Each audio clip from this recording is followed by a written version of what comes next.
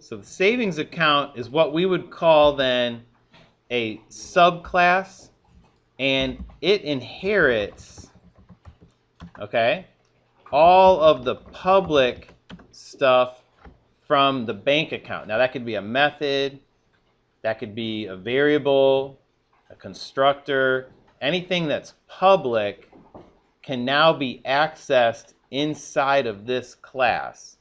And what we do is we call this savings account. We say that this is the subclass of bank account.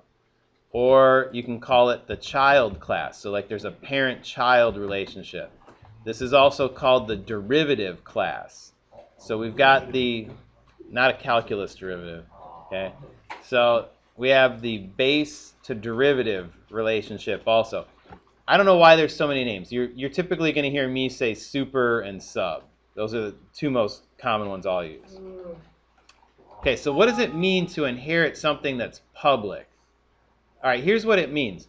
Look inside of this class, and what you will not see is a declaration of a get balance method. Yet right here, a call is being made to the get balance method. Now that's really weird. Normally, if I want to call a method, I have a couple of choices. If it's a static method, I can reference it through the class that it came from. Okay, this is not a static method, and I'm not referencing it through the class that it came from. Or if I want to call a method, usually I have to create an object from the class that it came from. So I could make like a new bank account object. You know, it requires a double, so I'll put a double in there. And then right here, I could say b.getBalance. But again, I'm not doing that either. Well, if I want to call a class method and I don't want to reference it, there's only one possibility before today. This method had to be written within this class, but it's not. This class has a constructor and an add interest method and a private double interest rate, and that's it. There is no get balance method. So why on earth can I compile this without a syntax error? Well, here's why. This, yeah, it's this word right here, extends. Notice how it's in red. That's a keyword. When we extend bank account, we're inheriting all of its public methods and variables. Okay? So if we look at that bank account class, we've got a get balance method that's public. We're allowed to call that method freely from savings account. Now, if I take away this and I don't extend bank account, now I'm going to have to turn this, I'm going to explain that line later. But if I turn that off right now, watch the compile error I'm going to get on get balance. Okay? Cannot find symbol method get balance. Okay? And if I turn that off, it would say cannot find symbol method deposit for the same reason. The deposit method is not declared inside of this class. How come I can call it? Well, again, the only reason is because I've properly inherited it from bank account. Now, what's interesting is before, when we've called local methods, I've said, you know, if you wanted to, you didn't have to, you could put the word this in front of that method call. We still can. That method belongs to this class because it's inherited. Now, for the first time today, I can put another word in front of that method, okay? And it's super. See how it turned blue? Another reserved word, okay? What that word super means, okay, the word this is telling the compiler to find the method that belongs to this class. If you say find a method from the super class, the compiler is basically following this arrow. It's being told to go up one level in the hierarchy. Okay, so superclass bank account, subclass savings account. In the savings account class, if I say go to the super, I'm saying go up the arrow to the bank account class and find the get balance method. And sure enough, there it is. Okay, that's why I was able to compile without error, because it could follow that arrow up and get what it wanted. Now, remember in the savings account class, there is a method called add interest that is also public. Okay, if I took that method and I tried to call it from the bank account class, it's not going to work as well. So if I came right here and I said call the add interest method, that won't work. It's not a two-way street. The arrow only points up, right? So it doesn't go the other way. You don't inherit in the superclass from the subclass. It only goes the other way, okay? So that, and you can't extend it both ways. So that won't work either, okay? Now, why do we need this like super and this? Sometimes we will do what we call a method override, okay? Now, what a method override is I'm going to create another method, and it's going to be just like the get balance method. It's going to have the same exact signature, public double get balance. And I'm just going to put something silly in here like return $888.88. Okay? Now, if I say to call the get balance method, oops, let me fix that. If I say to call the get balance method, now the compiler has a decision to make. It's going to say, hey, which one is he talking about? Because there's a local one right here, okay? And there's also the one that I inherited from my superclass. If I leave this alone, like it is right now, it's going to call the local method. I would get $888.88 right there every single time. If I put the word this right here, it's going to call the local one. Okay, and I'll get $888.88. If I put the word super, okay, like we saw, the word super would steer it up one level to the parent class or the super class, and it would find instruction for what to do there. And what it would do here is it would get my actual current state of balance and return that amount, whatever that turned out to be, okay? That's where this method would go to as of now. That's called overriding a method. You give it the same signature in two different classes. You have access to both if you've extended that class. Okay, and you can differentiate between the word this and super.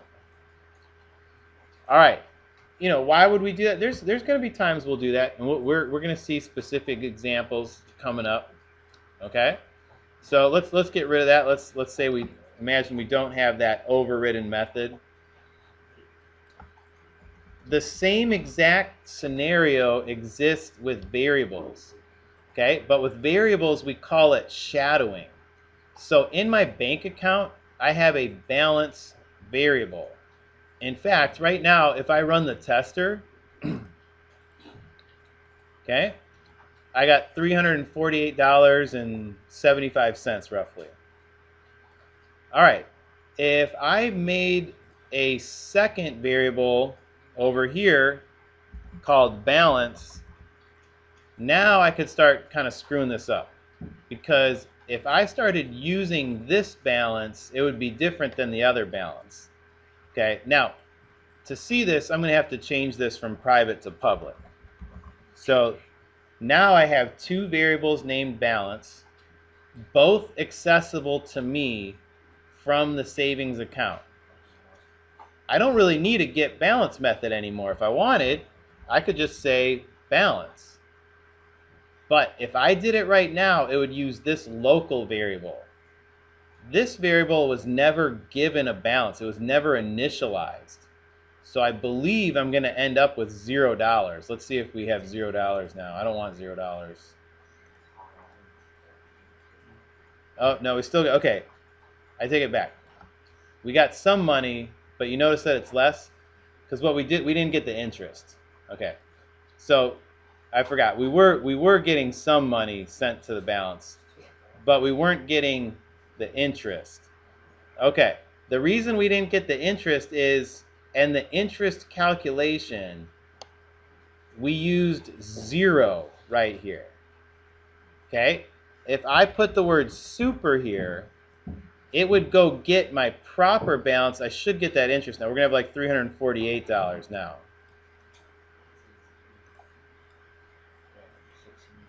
Okay, now we got the 5% interest on that balance.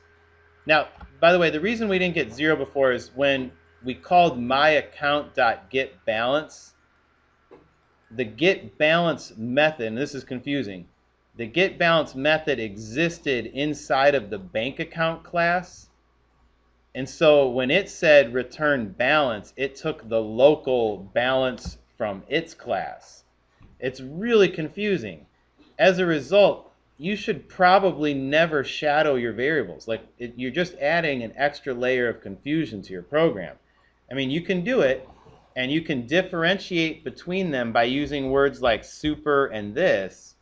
But really, I mean, I think most of the time you probably shouldn't shadow variables. But if you see somebody else do it and you want to know what's going to happen, then you have to understand how all this stuff works. Okay? So that is a weird thing when you shadow a variable. All right, let's turn that off. Let's set this back to get balance like it was before. All right. Now, I'm also going to send this back to private. Okay, because by setting this to private creates kind of an interesting dilemma. How do I get money into my account? I could use the deposit method, or I can use the constructor. So, in fact, if I want to create a bank account, I have to say up front how much money to put in there. See how there's that double in the parentheses? You can't create a bank account unless you provide a double. So if I came over here to Bank Tester and I said, give me a bank account, call it B, make it a new bank account, but I don't want to put any money in there yet, it's going to say, no, you can't do that. You've got to put a double in the parentheses, okay? So in other words, you cannot create a bank account unless you declare up front what the balance is. Now, you can put 0 there, but you got to put a number in there. Well, it turns out then, if you're going to create a savings account and you've extended bank account, the same rule applies. You have to say up front what the balance is. Now, that's where this line of code comes in. So this line of code that says super amount, notice how there's no method name here, and there's no variable name, okay? This is going to the constructor from the super class, and it's saying, okay, the constructor expects a double. Here you go. This is your double. Take that double, give it to the constructor of the super class, and use it to initialize any state variables like balance. Since balance was private, we were still able to get there this way. By going through the public constructor, we were able to reach this private double balance. Okay, now, this is kind of weird. Usually in Java, the order of your arguments in a class doesn't matter. But watch what happens if I take this line of code and I put it at the bottom of this constructor. I get a compile error. Normally, that's not the case. There's a really strange reason as to why this is the case. Okay? It turns out when you are writing a constructor in a subclass, the computer expects you to satisfy any super constructors. And if you don't, it automatically puts a line of code there for you. And this is the line of code that it puts.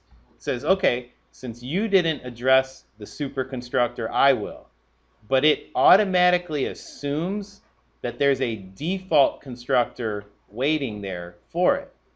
Was there a default constructor in the bank account class? No.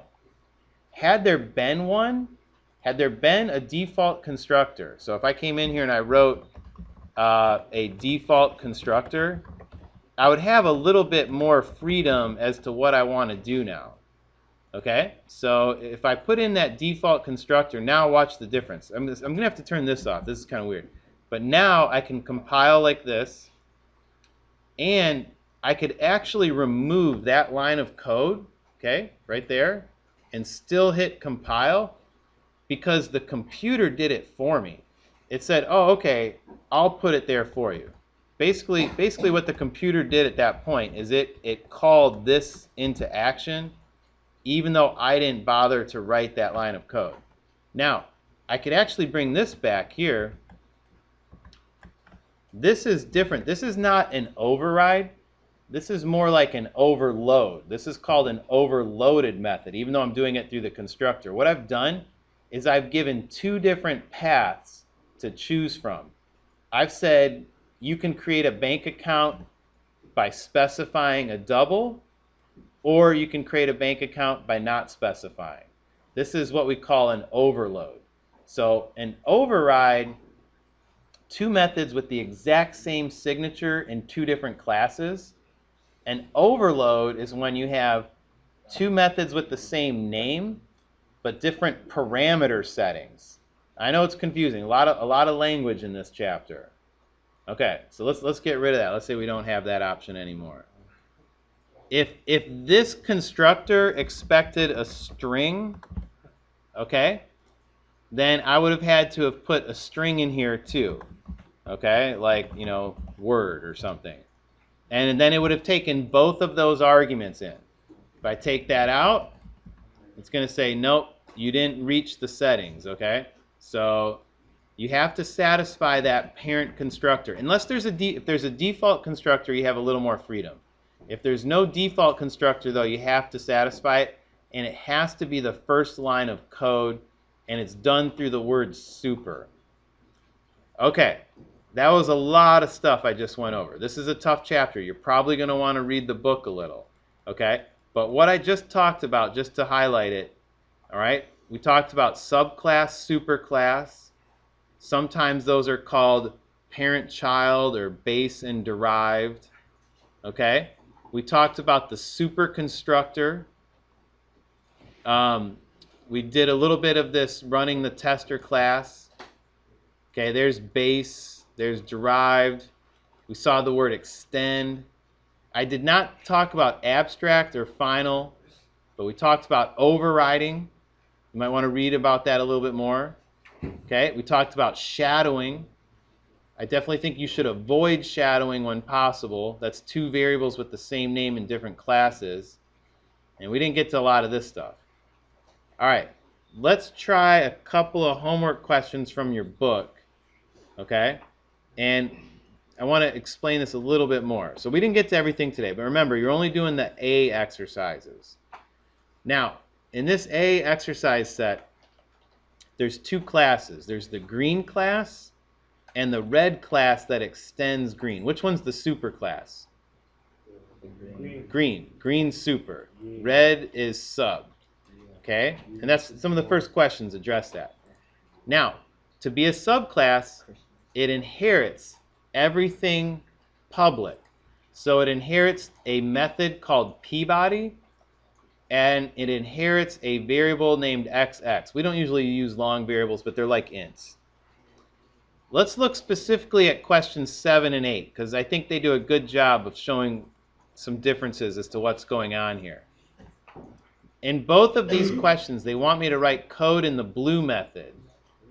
They want me to print out, in one case, the variable mm, and in another case, the variable xx. Now, here's the catch. The blue method exists inside of the red class. Where do the variables mm and xx reside? They're in the green class. So, how do I write code from the blue method in the red class using green variables? It's actually really easy for XX. Since XX is inherited, that means it's public and it's available to me. If I want, I just print it.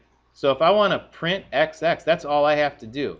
Even if I'm working inside of this blue method from this other class, I can simply say print XX and it will. It will find it. Now, if I want to, I could say print super.xx. But I don't need to. I don't need to give it that extra path. I could also say print this.xx. But again, I don't need to. it belongs to both classes in a sense, and there's only one, so there's never going to be any confusion. I don't have to specify like which one I'm talking about because it wasn't shadowed.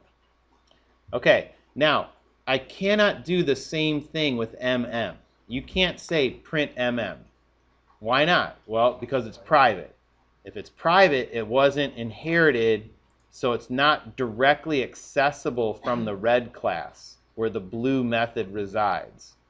So how do you get it? Well, luckily there's a public double method called Peabody that returns it.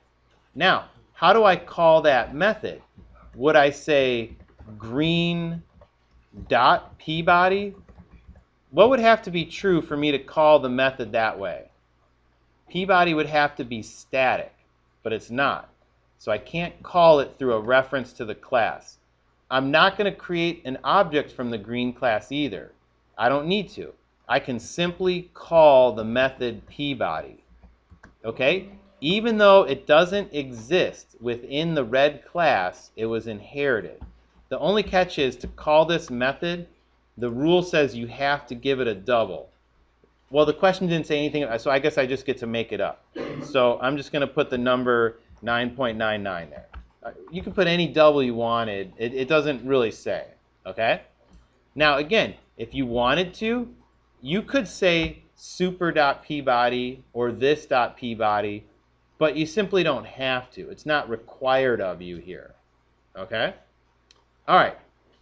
Anyway, that just gives you a bit of an idea. The other questions are very similar to this, and they're going to make you think about like that inheritance, private, public, super, this, some constructor questions. We'll talk about everything on Monday and some more. So if you have questions, anything, let me know. I'll come around and help you.